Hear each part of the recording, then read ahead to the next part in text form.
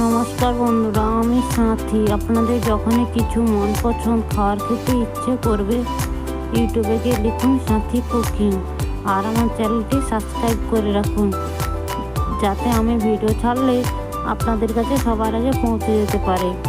আর আজকে আমি নিয়ে চলে এসেছি পালং শাকের চচ্চড়ি। তাহলে আমার দেখা যাক কী কী উপকরণ এখানে লেগেছে। আমি এটা নিরামিষই করেছি।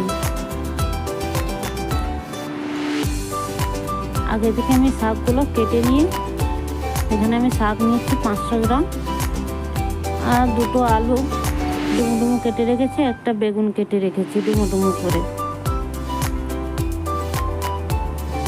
আর নিয়েছি আমি এখানে দুটো তেজপাতা, শুকনো লঙ্কা, কাঁচা লঙ্কা, বাদাম, আদা, হিং, 5 ফোড়ন, লঙ্কা, ধনে গুঁড়ো, লবণ।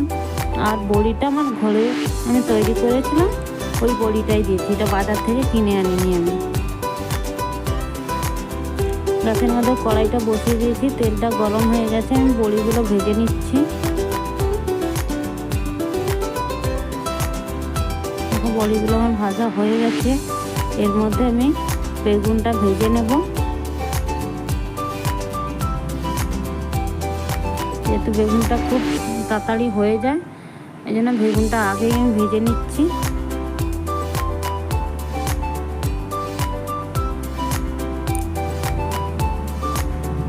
তারপরে আলুটা ভেজে নেব একই তেলের মধ্যে। আলুর মধ্যে একটু লবণ, একটু হলুদ দিয়ে দেবো।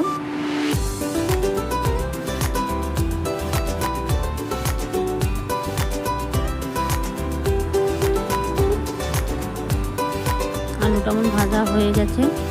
এবার আমি যেইটাই বেগুন ভেজে রেখেছিলাম, যেই পাত্রটায়, ওইটাই আমি আলুটা তুলে নেব। এই একই তেলের মধ্যে আমি রান্না করে নেব। দুটো তেজপাতা দিয়ে দিলাম, দুটো শুকনো লঙ্কা, 3টে কাঁচা লঙ্কা,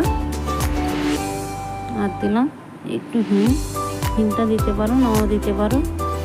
দিলাম 5 ফোড়ন। আর এইরকম পালং শাক রান্না করে খাবে, দেখবে খুব সুস্বাদু হয় খেতে। আদা কুচি দিলাম, যে একবার খাবে বারবার বলবে এইভাবে পালং শাকটা রান্না করতে।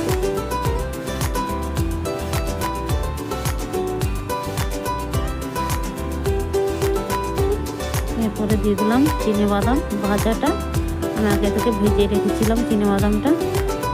এটাও অপশান, দিতে পারো না দিতে পারো। আমি দিয়ে দিলাম ধনে গুঁড়ো, লঙ্কার গুঁড়ো, হলুদ গুঁড়ো, এগুলো দিলাম সব 1 চামচ করে।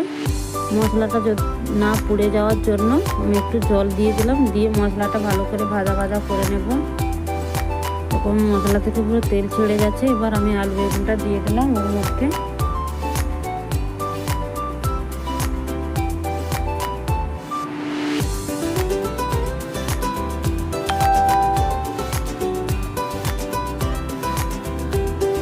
আমি শাকটা দিয়ে দিলাম,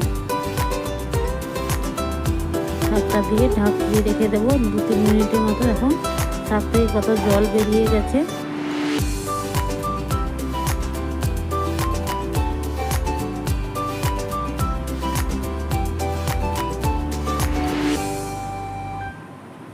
এবার লবণ একটু দিয়ে দেবো স্বাদ মতো। আমি আলু বেগুন আলুটা লবণ দিয়ে ভেজেছি, ওই জন্য লবণ একটু স্বাদ মতো দিলাম। আর হাত দিয়ে বড়িটা ভেঙে দিচ্ছি।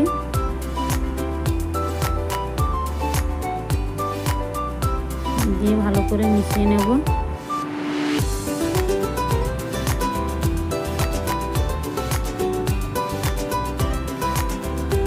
ঢাকা দিয়ে রান্না হতে দেবো।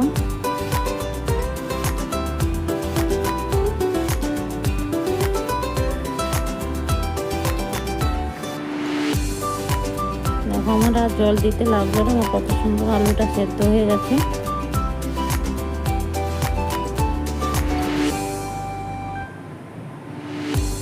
আর আমার ভিডিওটা যদি ভালো লাগে, একটা লাইক করতে ভুলবে না কিন্তু বন্ধুরা। আর কমেন্ট করে জানাবে যে কেমন হয়েছে। পুরো পালং শাকের চচ্চড়ি রেডি হয়ে গেছে। এইভাবে একবার বাড়িতে বানিও বন্ধুরা। আর নতুন বন্ধু হলে চ্যানেলটা সাবস্ক্রাইব করবে।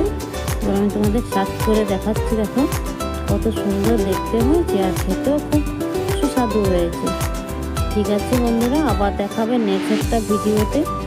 গুড নাইট, ভালো থেকো, সুস্থ থেকো। দেখা হচ্ছে অন্য